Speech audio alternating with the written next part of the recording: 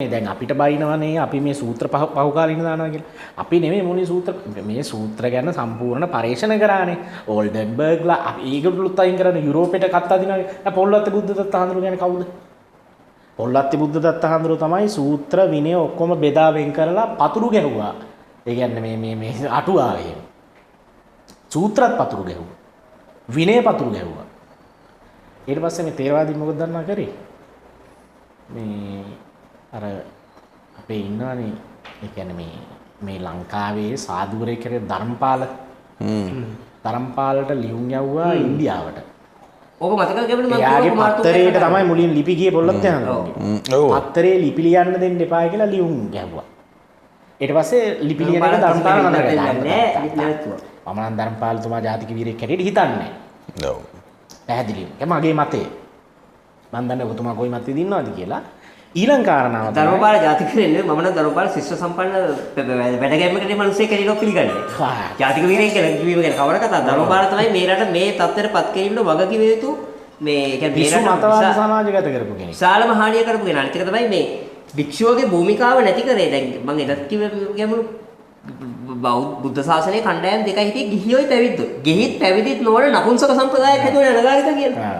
අනගාരിക ඒක අර මේ 80 මහා ශ්‍රාවකයෝ විකුණන් කණෙක් කෙනෙක් ඉන්නා මේ ගයාන් චාතික විධාන පතරනේ කියලා. රියල් ඒ කියන්නේ ෆැන්ටසි වාදී මං කියන්නේ මනෝවෛද්‍යවරයෙක් අනුකම්ප බෙහෙත් ගතේ මං දැක්ක ඒ මිනිස්සයා කියපු විකාරකසන්තර අන්නර වල්පුළු ගෝතම දාලා තියෙනවා.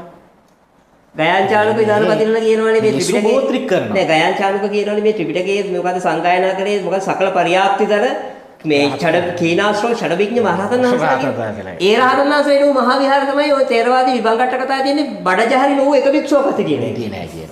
ඒ කියන්නේ කීනාශ්‍රව ඡඩවිඥ මහරහතන් වහන්සේලා මාර බඩජහරි.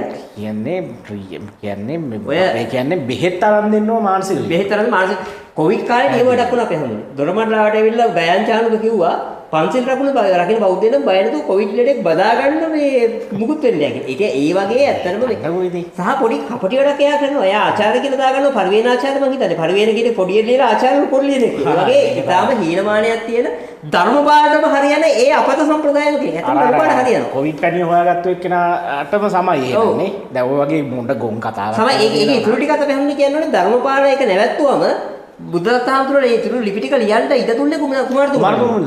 එයාගේ පත්‍රයේ පන්සලට ගිහිල්ලා. ඔව් මම කිව්වා මතකද පන්සලට ගිහිල්ලා කියලා තියෙනවා. කුමාරතුංග ගැන අපි කතා කරා. ඒ අටුවා පරීක්ෂණයේ පැහැදිලිවම මේ සිදුවීම පොළොත් බුද්ධදත්ත හාමුදුරුවෝ වාර්තා කරනවා. කියන්නේ කවදාත් විවේචනයට කැමති කුමාරතුංග පඬිතුමා විහාරස්ථානට ඇවිල්ලා කිව්වා කියලා ඒ තුරු ටික ලියන්නේ. දැන් මෙතුමාගේ සාකච්ඡාවකදී මෙතුමා කියවනේ කුමාරතුංග වාදය ලංකාවේ ඉස්සුවේ නැති එක නිසා.